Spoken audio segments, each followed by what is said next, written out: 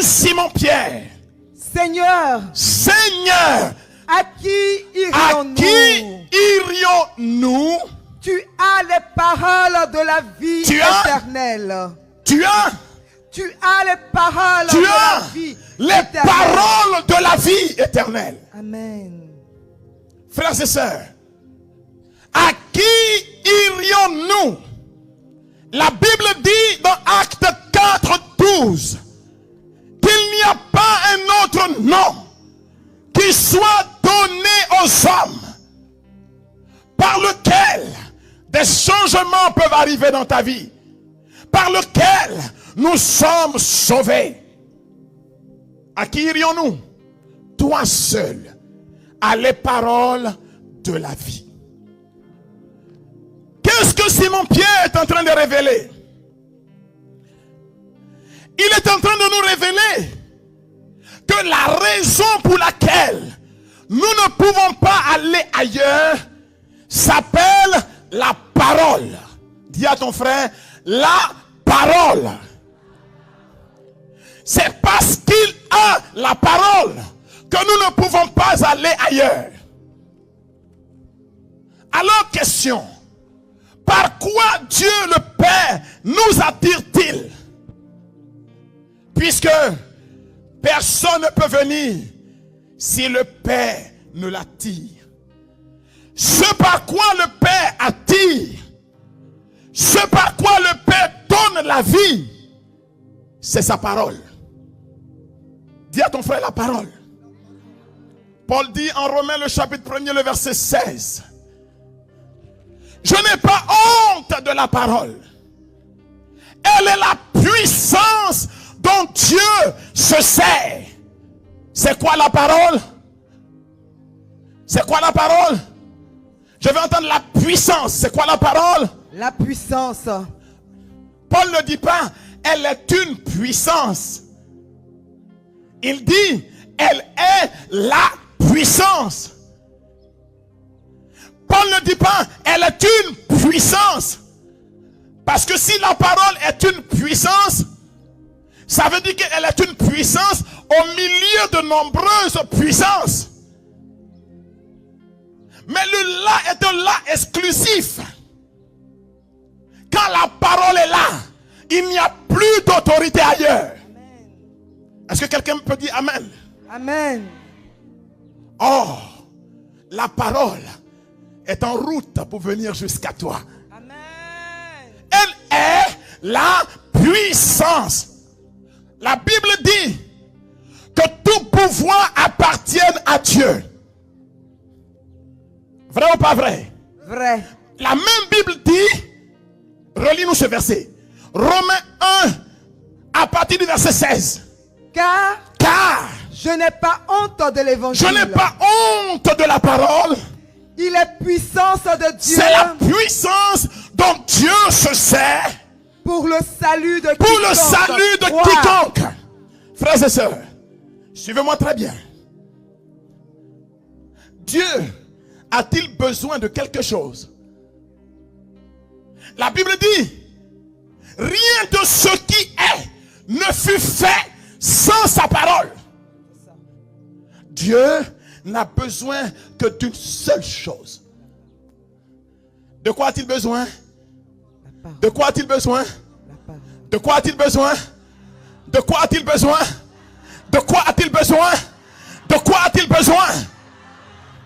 Si tu as besoin de quelque chose, ça veut dire que sans ce quelque chose, tu n'es pas encore toi-même.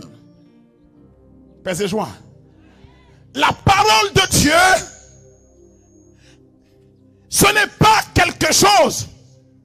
La parole de Dieu, c'est quelqu'un. Est-ce que tu peux dire c'est quelqu'un? C'est quelqu'un. Je connais son nom. J'ai dit je connais son nom. J'ai dit moi je connais son nom. J'ai dit moi je connais son nom.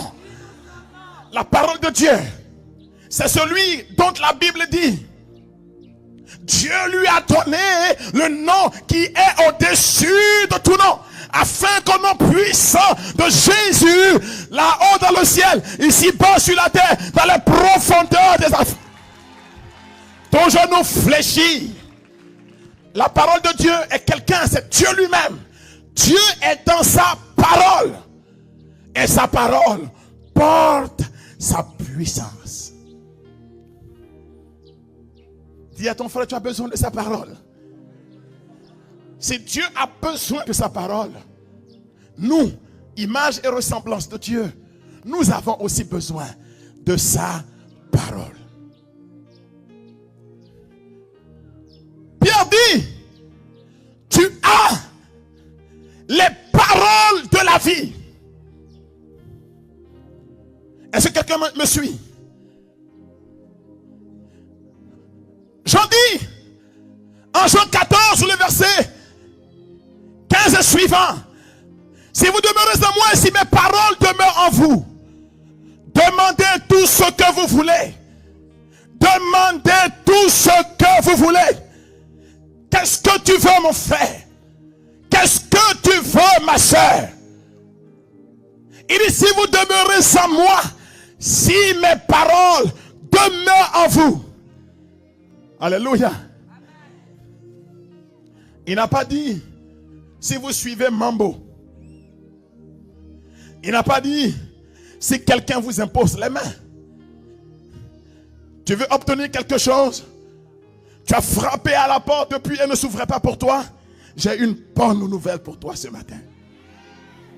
Si vous demeurez en moi, si mes paroles demeurent en vous, demandez tout ce que vous voulez au Père en mon nom. Cela vous sera accordé pleinement. Tu as besoin de sa parole. Sa parole porte sa puissance. Sans sa parole, nous marchons dans la nuit. Parce que la parole a pris un visage. La parole est venue au milieu de nous. Et le Verbe s'est fait chair. Et il a habité parmi nous. Jean dit, nous avons vu sa gloire. La gloire de la parole. Gloire qu'il tient de son Père comme fils premier-né. Tu as besoin de la parole de Dieu. Oh. Dis à ton frère, c'est vrai. Oh. Tu en as besoin. Oh. Il dit, si quelqu'un marche derrière moi, ça veut dire si quelqu'un marche derrière ma parole, ça veut dire si quelqu'un prend ma parole au sérieux. Jean chapitre 8, le verset 12, il ne connaîtra plus la nuit. La nuit représente celui qui ne peut pas avancer, celui qui ne sait plus comment marcher, celui qui ne voit plus la route devant lui. Un jour dans mon village, parce que je suis prêtre au campement, hein, je suis un prêtre de campagne, je suis un broussard prêtre. Dans mon village, un jour le catéchiste est venu me voir, non le sacristain, pardon. Il dit, mon père, il y a une femme qui est en train de mourir. Il faut que tu viennes vite la baptiser. On était vers 22 heures. Je saute du lit, je m'habille. Je dis, on y va. Et pendant qu'on est dehors, je vois le sacristain qui file dans la nuit. Et pendant qu'il file, moi, je ne vois pas le chemin. Je n'arrive pas à avancer. En fait, lui, il avait la torche. Quand vous avez la torche, la nuit ne vous fait plus peur. Quand vous avez la lumière, vous avancez, vous filez tout droit dans la nuit. Vous connaissez le but et vous atteignez le but. Moi, j'étais dans le noir, mais lui, il avait la torche, il marchait devant moi. Je veux dire à quelqu'un que la parole qui est en train de venir à toi sera une torche dans ta vie. Tu n'hésiteras plus. La Bible dit dans le psaume 119, le verset 105, ta parole, Seigneur, est une lampe à mes pieds. Si les gens ont mis des barrières devant toi, s'ils ont travaillé contre toi, si tu n'avançais plus dans ta vie, ce matin, je t'annonce que la parole de Dieu est devenue la lumière. Et je disais au sacristain, mais aide-moi, attends-moi, aide-moi, attends-moi. Il dit, ah mon père, tu es encore derrière. J'ai compris que le prêtre que je suis, je dois devenir lumière, porter la lumière. C'est moi qui passe devant et Edmond passe derrière. Je dis, viens derrière moi. Alléluia. Frères et sœurs, beaucoup t'ont mis derrière, mais ils seront surpris parce que tu seras comme une étoile filante. ta lumière brillera. Amen. En Matthieu le chapitre 5, le verset 17, Jésus a prophétisé. Il dit, je ne connais pas ton nom. Dis ton prénom fort, dis ton prénom fort. Dis ton prénom fort. Il dit que ta lumière brille aux yeux des hommes. Que ta lumière brille aux yeux des hommes. Si ta lumière ne brillait pas hier, à compter de ce jour, il y a un changement de paradigme. Changement de trajectoire, changement de situation, changement de repère. Ta lumière brillera aux yeux des hommes. Ils verront le bien que tu fais et il donnera gloire à ton Père qui est dans les cieux. Oui, frères et sœurs, à qui irions-nous? Nous irons à celui qui porte la lumière. Il dit, je suis la lumière du monde. Si quelqu'un vient derrière moi, il ne marche plus dans la nuit. Il aura la lumière de la vie. Amen. Jésus a cette lumière. Pierre dit, tu as les paroles. Frères et sœurs, même la femme la plus belle ne peut donner, ne peut donner, ne peut donner, ne peut donner, ne peut donner, ne peut donner. On ne donne que ce qu'on a. On ne peut donner que ce qu'on a. Lisez dans Actes le chapitre 3, le verset 6. Non, ce que je veux te dire, c'est que les gens seront étonnés parce que les choses seront plus comme avant. Est-ce que tu me suis même? Est-ce que tu es en train d'avancer avec moi? Est-ce que tu as décidé de faire la route avec moi? Tu as besoin de sa parole. Tu as besoin que la parole de Dieu chasse la mauvaise qui est en toi. Oui, que mauvaise là.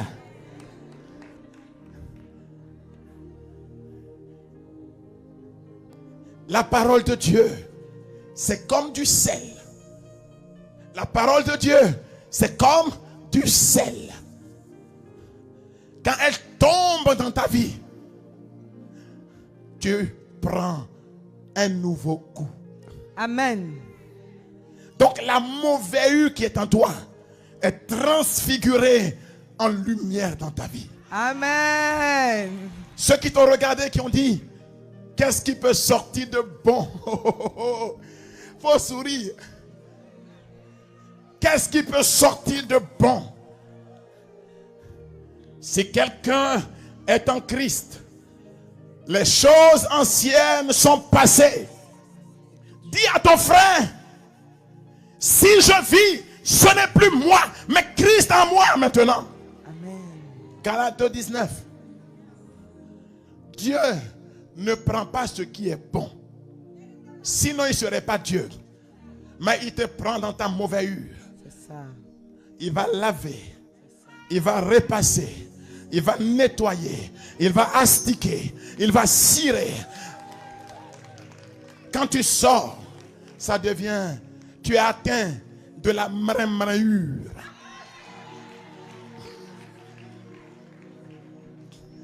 En fait, j'ai trouvé votre secret. Il faut que je change mon langage. Je parle un français yaoutique. On dirait que ça passe mieux. La mrémrahure. Regarde ton voisin, dit la mrémrahure. Tu seras ciré. On ne force pas. Quand la parole est là, on ne force pas. Quand la parole est là, on ne force pas. Sans bruit. Voilà. Une onction de mrémrahure pour chasser toute la mauvaise qui était en toi. Pour que Dieu tire le nouveau de l'ancien. Que ta vie surgisse comme le rameau d'un palmier. Que tu viennes avec la fraîcheur de ton Dieu. Que tout ce qui était mort en toi disparaisse. Et que Dieu crée la nouveauté. Acte 3, le verset 6. Pierre lui dit. Pierre et Jean se retrouvent devant la porte du temple. Il y a un paralytique qui est là. Quelqu'un qui ne peut pas avancer. Beaucoup ici disent, mon père, on n'avance pas. Dans ma famille, on ne se marie pas. On tourne en rond. Un démon de famille est assis sur nous. Plus plus rien n'avance pour nous. C'est ça. Écoutez ce que Pierre dit. Pierre regarde cet homme qui n'avance pas. Tout le monde se moque. On dit mais c'est fini. Mais moi je veux dire à quelqu'un que Dieu n'est jamais en retard. Dans la vie, c'est pas courir vite qui importe, c'est arriver au but. Dieu a décidé de rattraper ton retard. Tu n'as pas entendu ce que j'ai dit. Dieu a décidé de rattraper le retard. Il prendra beaucoup de ceux qui sont derniers pour en faire des premiers. Il prendra beaucoup de ceux qui étaient derrière pour les amener devant. C'est le Dieu que j'adore ça. C'est le Dieu que j'adore ça. Pierre regarde l'homme, il est avec Jean. Il regarde cet homme qui mendiait mais qui ne pouvait pas entrer. Et qu'est-ce que Pierre lui dit?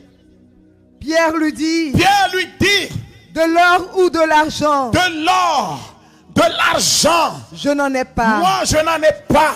Mais ce que Mais ce que j'ai, il a dit quoi? Mais ce que Ce que j'ai, il a dit quoi? Mais ce que Ce que j'ai, qu'est-ce qu'il a dit?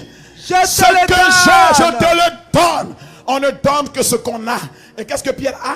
Il a Jésus, il a la Non, parole. faut lire. Faut lire ce que Pierre a. Au nom de Au nom de Jésus-Christ. Jésus. Au nom de Jésus. Ce que Pierre a, c'est Jésus. Amen. Quand la parole de Dieu est avec toi, plus rien ne peut être contre toi. Si Dieu est pour toi, si Dieu est avec toi, si Dieu est de ton côté, oh, quel que soit celui qui se lève sur la route, tu le battras en chemin. Amen. Ce que j'ai, Au nom de ce que Jésus-Christ. j'ai, non, faut lire. Ce que j'ai, Ce que j'ai, je te le donne. frère et sœurs, levez les mains, dis je reçois. Dis je prends. Dis je reçois. Dis je prends. Cette parole que tu entends, Jésus a dit, quand il était dans la synagogue de Capharnaüm, il dit, ces paroles que vous entendez, c'est aujourd'hui même qu'elles s'accomplissent pour vous. Amen. Les choses ne seront plus comme avant. Amen. Je me rappelle, je n'étais pas prêtre, hein? C'était encore en 94. Je suis parti prêcher quelque part au nord, au complexe sucrier de Ferquet. Et je suis arrivé là-bas, invité par le renouveau et les prêts SMA. J'étais petit comme ça. Maintenant même j'ai pris poids. Dis qu'il va se négliger. J'ai pris poids. Mais j'ai pris aussi cheveux blancs. Quand je suis arrivé là-bas, les employés du complexe vont aller voir le père. Ah mon père, on te demande pardon. On a entendu le nom parce que c'était un vieux. On ne savait pas que c'est un enfant comme ça.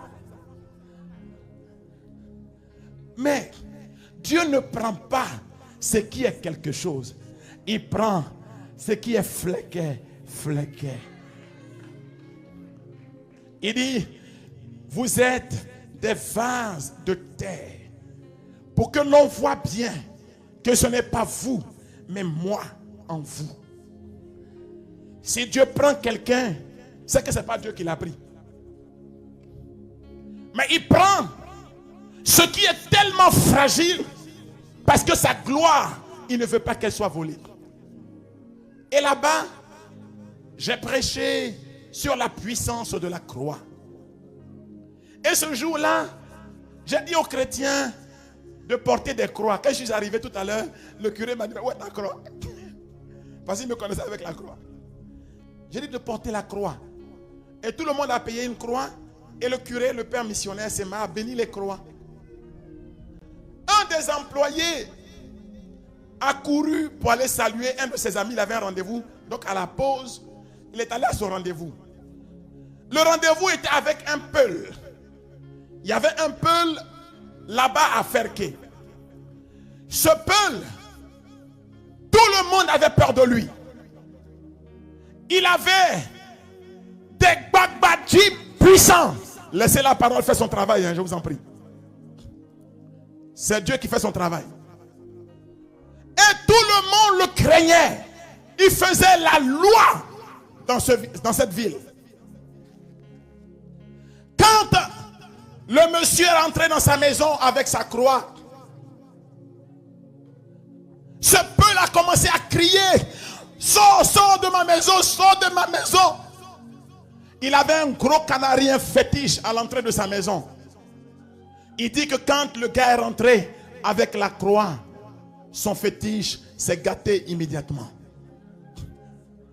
Et il dit qu'il est obligé de repartir au Niger pour aller refaire le fétiche et l'envoyer.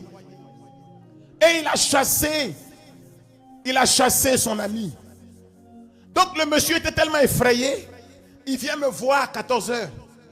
Il me dit: ah mon père, mon frère, j'ai un problème. Et puis il me raconte son histoire. Alors je lui ai dit: mais tu as peur de quoi? Tu es entré seulement avec une croix et le monsieur est obligé de faire un voyage au Niger. Ça veut dire que la croix a soumis son fétiche. Retourne lui dire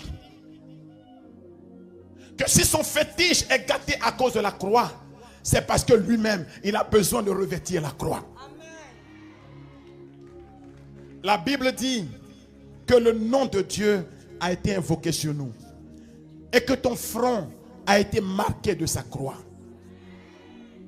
S'ils s'élèvent contre toi par un chemin, ils s'en iront loin de toi par 7 chemins. Tu as besoin de la croix de Christ. Tu as besoin de sa parole dans ta vie. En Jean le chapitre 6, le verset 63. Je veux que tu comprennes pourquoi tu as besoin de cette parole. Jean 6, 63. Écoute ce que Jésus dit. Jean chapitre 6, verset 63. C'est l'esprit qui vivifie. C'est l'esprit qui vivifie. La chair ne sert de rien. Tout ce qui est charnel ne sert à rien. Les paroles que je vous ai dites. Qu'est-ce qu'il a dit? Les paroles que je vous ai dites. Qu'est-ce qu'il a dit? Les paroles que je vous ai dites. Les paroles que je vous ai dites sont esprit et vie. Est-ce qu'on peut donner des acclamations pour la parole? Quand la parole est là, tout ce qui est mort reprend vie. Amen. Nous allons lire ça en Jean 5, le verset 25. Quand la parole est là, tout ce qui est mort reprend vie. En vérité, je vous le dis. En vérité, je vous le dis. L'heure vient. L'heure vient. Et maintenant, et c'est elle est maintenant. Là. On reprend ce verset. L'heure vient. L'heure vient. Et maintenant, elle est là. Ça veut dire quoi? Ça veut dire que c'est maintenant que tu vas entendre là, que ça se passe. L'heure vient et c'est maintenant. Où les morts entendront la voix du Fils de Dieu. Qu'est-ce qu'il a dit? Où les morts entendront la voix du Fils de Dieu. Je veux vous entendre. Qu'est-ce qu'il a dit? Les morts entendront la voix. Qu'est-ce qu'ils entendront? Sa parole. Les morts entendront la voix du Fils de Dieu. Et ceux qui l'auront entendu, et même s'ils sont morts et qu'ils l'entendent, ils vivront. S'ils sont morts qu'ils l'entendent, ils vivront. S'ils sont morts qu'ils l'entendent, ils vivront. Si tu étais mort et que tu l'entends, tu vas vivre. Et si tout ce qui était mort en toi entend cette parole, cela va vivre. Ton ventre qui n'accouchait pas entend cette parole. Ton ventre va accoucher. Le blocage que ta vie entend cette parole. Le blocage va tomber. Est-ce qu'on peut donner des acclamations pour cette parole? Vous allez me demander, mais comment un mort fait pour entendre? Mais dans la Bible, un mort c'est qui? Ce n'est pas quelqu'un qu'on met dans un cercueil. Un mort, c'est celui qui n'a pas Dieu dans sa vie. En Jean chapitre 11, Marthe, la sœur de Lazare, lui dit, Seigneur, si tu avais été là, mon frère ne serait pas mort. Qu'est-ce qu'il a dit? Si tu avais été là, mon frère ne serait pas mort. Donc la mort c'est quoi? La mort c'est quand Dieu n'est pas là. Ce que je dis tu entends. Mais si tu n'as pas donné une place à Dieu dans ton cœur, tu es déjà mort.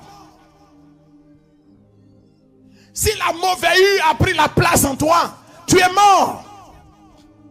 Si les pépès critiqués, cassés, graines dans le dos des gens est là, tu es mort. Si la débauche est là, tu es mort. Si l'adultère est là, tu es mort. Si le mensonge est là, tu es mort. Si la fornication est là, tu es mort. Si Koutoukwa et Banki sont là, tu es mort.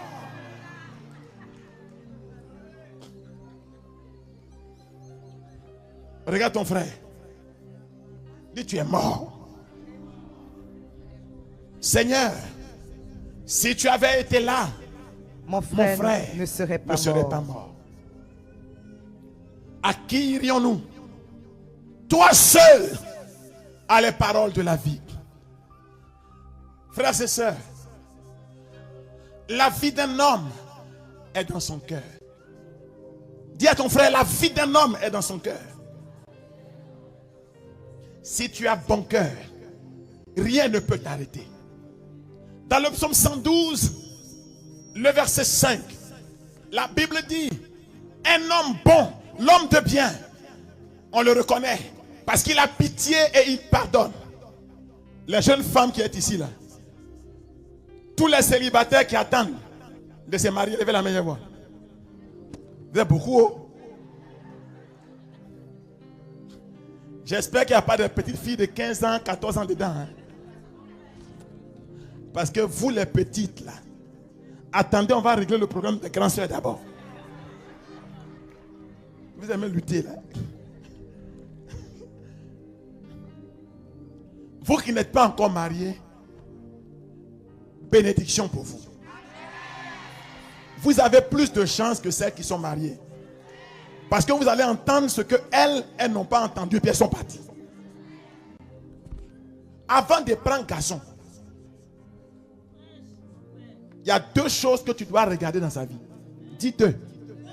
Dis deux. Dis à ton voisin, écoute, il faut écouter. Cherche un homme bon. Un homme bon, il a deux vertus, deux qualités.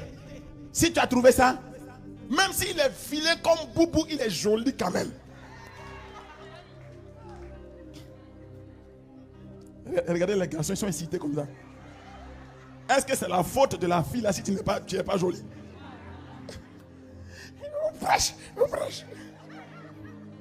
Première qualité. Un homme bon, Psaume 112, 5, il a pitié. Garçon qui te dit, moi je ne pleure pas, hein? Moi que tu vois là, non. C'est pas l'homme, c'est jeune, il faut quitter. Quitte! Alhamdoulilah. Faut quitter. Quelqu'un qui n'a pas pitié. Quelqu'un qui n'a pas d'émotion. Quelqu'un qui ne ressent pas la douleur dans son cœur. C'est pas l'homme, c'est le diable qui est là. Un homme bon, il pleure. Il sait pleurer avec ceux qui pleurent. Quelqu'un, tu es avec lui, ça fait 2 ans, 3 ans. Tu n'as jamais vu ses larmes. Faut rester dedans. Hein? Faut pas venir demander prier après. Hein? Deuxième qualité pour prendre mari et puis ne pas te tromper. Un homme bon, il a pitié, mais un homme bon, il partage. Il fait quoi? Il fait quoi? Quelqu'un qui te dit toujours, quand on sera riche, je te construis une maison. Quand on sera riche, je te paye une voiture. faut lui dire, faut charger unité 1000 francs maintenant. Plus tard, tu construiras ta maison. Quelqu'un qui ne peut pas t'envoyer unité 1000 francs. Cette maison, il va construire pour toi. Aïe, oh, fais mal. Fais mal. Mais pourquoi même on vous ment comme ça même? Faut le dire. Faut le dire. Faut laisser maison, village, voiture là. Demain, je ne sais pas si je serai en vie. C'est pour aujourd'hui, là, petit là. Il faut protéger ça d'abord. Non, c'est eux, son projet. Hein. Je fais des économies pour nous. Mettre à ma main, je vais garder, puis on va voir. Économie. Mais pourquoi vous êtes comme ça? Hein? Pourquoi vous aimez les gens qui mentent? En Côte d'Ivoire ici, quelqu'un peut te dire, non, tu es ma chérie, Coco, tu es mon soleil de minuit. Tu as déjà vu le soleil à minuit en Côte d'Ivoire? Vous avez déjà vu ça? Mais pourquoi vous aimez les gens comme ça même? La vie d'un homme est dans son cœur. Tu as les paroles de la vie. La vie d'un homme est dans son cœur. Si tu veux que ça change pour toi, dis à Dieu que ta parole loge dans mon cœur. Je voudrais vous donner 2 témoignages et je finis. Pour que tu comprennes que ce que tu seras dépend de ton cœur. La première est positive. Le deuxième témoignage est négatif. Mais dans les 2 cas, je veux que tu comprennes que la vie d'un homme dépend de son cœur. Un monsieur revenait du travail. Il était déjà minuit dépassé. Il devait faire plusieurs petits boulots parce que ils ont des problèmes et il a besoin d'argent. À minuit, pendant que tout le monde dort, c'est en ce moment que lui rentre chez lui à la maison à pied. Il arrivait sur le pont, comme le pont qui est à l'entrée de Mossoul. Il arrive sur ce pont-là et il voit une grosse voiture garée. C'était une femme qui était dedans et elle avait crevé sa roue. Le pneu était cassé. Vous savez, les femmes, elles aiment les grosses voitures, mais elles ne savent pas comment on change le pneu. Dis à ton frère, c'est ça qui est ça. C'est qu'elle dit, c'est pas vrai. Maintenant, il faut la voir, elle est arrêtée sur le pont. Et puis elle tremble. Il est minuit. Elle voit venir le monsieur. Elle prend peur. Elle a peur. Si elle est agressée la nuit, là, qui va venir à son secours? Mais quand vous êtes un homme bon, vous ne vous contentez pas de regarder. Quand vous regardez, vous voyez. Parce qu'il y a une différence entre regarder et voir. Le riche avait Lazare devant sa porte. Mais le riche faisait la fête, mais il ne voyait pas Lazare. Dans la parabole du bon samaritain, l'homme était couché là. Le prêtre est venu, il est passé quelque part. Pour voir, il faut du cœur. Pour regarder, les yeux suffisent. Mais la lumière du cœur est plus forte que la lumière des yeux. Quand le monsieur était loin derrière, il a vu la femme, il a compris qu'elle avait peur. Donc de loin, il a commencé à lui dire, madame, n'ayez pas peur. N'ayez pas peur, je viens pour vous aider. Je ne viens pas vous faire de mal. Il arrive, il change le pneu de la femme. La femme, dans la peur, elle met la main dans son sac à main. Elle sort une liasse d'argent. C'était 250 000. Elle veut donner au type. Le type lui dit, mais non. Ce qui t'est arrivé ici aurait pu arriver moi à ma femme. Elle n'aurait pas eu 250 000 pour payer ce service. Maman, il rentre chez toi. C'est cadeau. Dis à ton frère, quand tu fais du bien, c'est cadeau. L'eau qu'on a mis ici, l'eau, on a mis charité dessus. Celle qu'on a mis ici. tu vas payer là, c'est le curé qui va venir boire dans ta bouche. Tout ce qu'il a fait là, c'est pour t'inciter à la générosité, pour construire l'église où tu vas t'asseoir toi-même pour prier. C'est pas pour aller construire une maison pour sa soeur ou son frère. C'est pourquoi, ça là, si tu es un homme bon, c'est-à-dire quelqu'un qui a pitié et qui partage, tu n'attends même pas qu'on parle. Tu prends ça et tu t'en vas. Moi-même, je vais prendre la moitié de l'eau là pour partir. C'est ma contribution pour l'église. Enfin, ce qui est ici là, il ne faut pas ajouter. Je n'ai pas beaucoup d'argent. Je suis un pauvre prêtre du village. Mais mon frère construit, je dois même ma main dedans. Je vais vous dire une chose que vous ne savez pas, peut-être, c'est une parenthèse et puis je reviens. Quand vous contribuez à construire une église ou à l'hôtel dans une église, tant que la brique là est debout, Dieu bénit toute ta génération.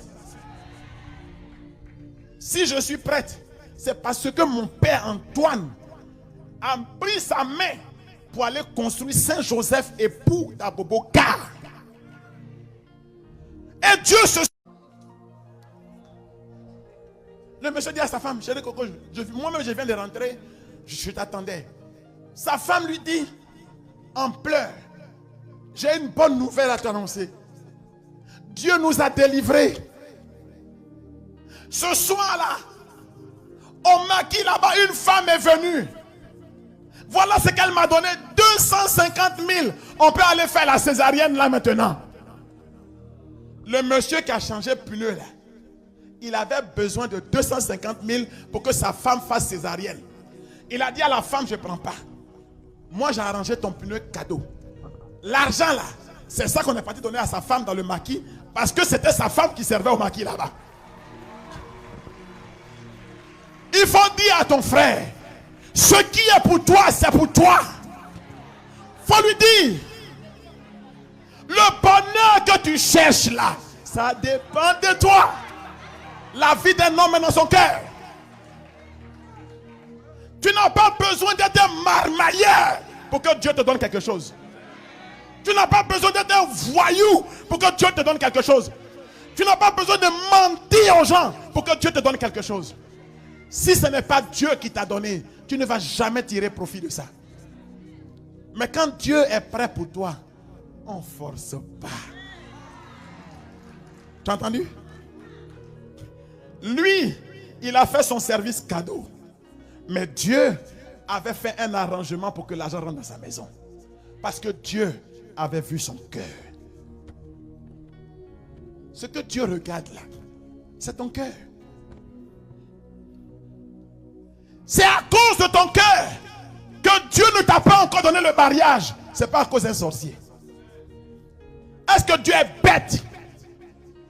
Avec le caractère que tu as là, il n'a qu'à prendre son enfant pour te donner. Est-ce que Dieu est bête? Attraper enfant de quelqu'un met à côté. Crier sur lui, maigrir seulement.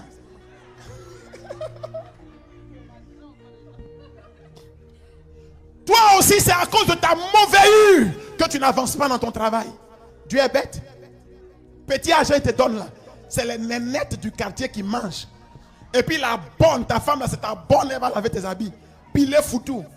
Et quand tu arrives avant de manger, tu tapes sur l'assiette pour voir si c'est bien rempli. Voyou. Dis voyou. Tu vas venir me voir pour dire non de prier que tu vas avancer. Tu ne peux pas avancer. Tant que tu es un voyou, tu n'avances pas. Mais si ce matin tu dis à Dieu, je veux repartir à zéro. Tu n'auras même pas fini de dire ça que Dieu va ouvrir un chemin pour toi. Dernier témoignage, j'ai fini. Pour te dire que tout dépend de ton cœur. Vous savez, dans tous les villages, il y a un fou. Vous n'avez pas remarqué ça? Est-ce qu'à Yaoundé, il n'y a pas un fou? Dieu fait exprès.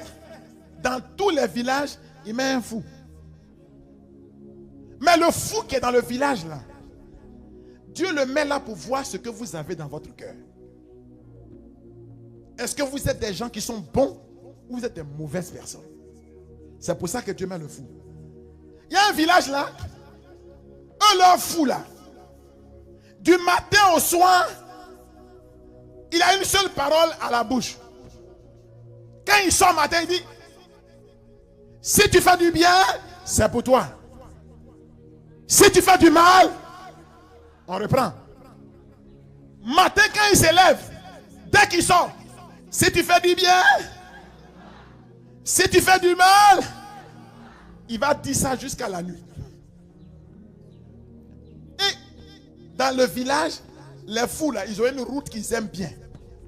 Ils passaient toujours derrière la fenêtre d'une femme. Et quand il arrive là, il dure. Dès qu'il arrive, si tu fais du bien, si tu fais du mal, la femme est fâchée. Elle dit, ce fou là, il doit se taire. Elle réfléchit à comment elle va faire taire le fou. Or, ce qu'elle ne sait pas, c'est que quand tu fais du bien et quand tu fais du mal, un jour, elle va payer des œufs. Elle va faire omelette. Elle va mettre beaucoup d'huile dedans. Elle va payer un long pain chaud. Elle va mettre œuf là dedans. Et puis elle prend du poison, elle met dedans. Mais est-ce que personne ne lui avait jamais dit que quand tu fais du bien et quand tu fais du mal, elle attache le pain et puis elle appelle son fils. Hé Mamboé! Parce que si elle dit un nom, ça tombe sur toi, on va dire le père t'insulte. Comme Mambo là, c'est pour moi-même. Mamboé! L'enfant vient, sa maman attache le pain et puis elle met dans la main de l'enfant. Elle lui dit, faut donner ça au fou. Mais entre nous, vous avez déjà vu un enfant, on met pain, on met drouvi dedans et puis il va donner à quelqu'un. Vous avez déjà vu ça? Vous avez déjà vu ça? Si vous avez vu ça, c'est comme dans le pain d'enfant. Pain, huile. Façon, c'est doux. Petit Mambo prend le pain, va donner au fou, il s'assoit derrière le marché. Aime-moi, aime-moi, aime-moi. Au bout d'une heure de temps, la femme entend. Quand il fait du bien, quand il fait du mal, elle attrape sa tête et Mambo.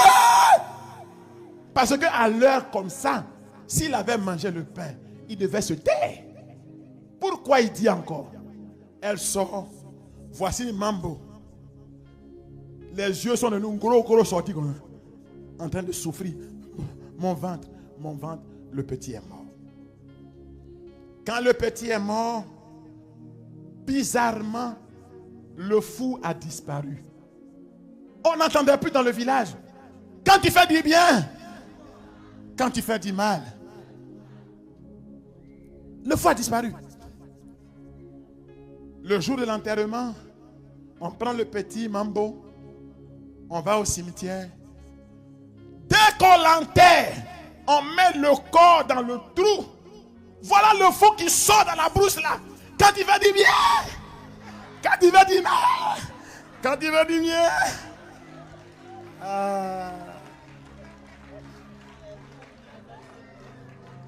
Seigneur, à qui irions-nous? Toi seul as les paroles de la vie. Tu nous as dit que ton commandement c'est l'amour. Toi seul as les paroles de la vie. Nous avons compris qu'il n'y a pas de plus grande preuve d'amour que de donner et de donner sa vie. Quand on aime, on ne prend pas. Quand on aime, on donne. Quand on aime, on ne prend pas. Quand on aime, on donne. C'est la parole que Dieu veut te donner. Toi aussi, mets-toi en route et applique cette parole dans ta vie. Si quelqu'un t'a insulté, donne-lui ton pardon.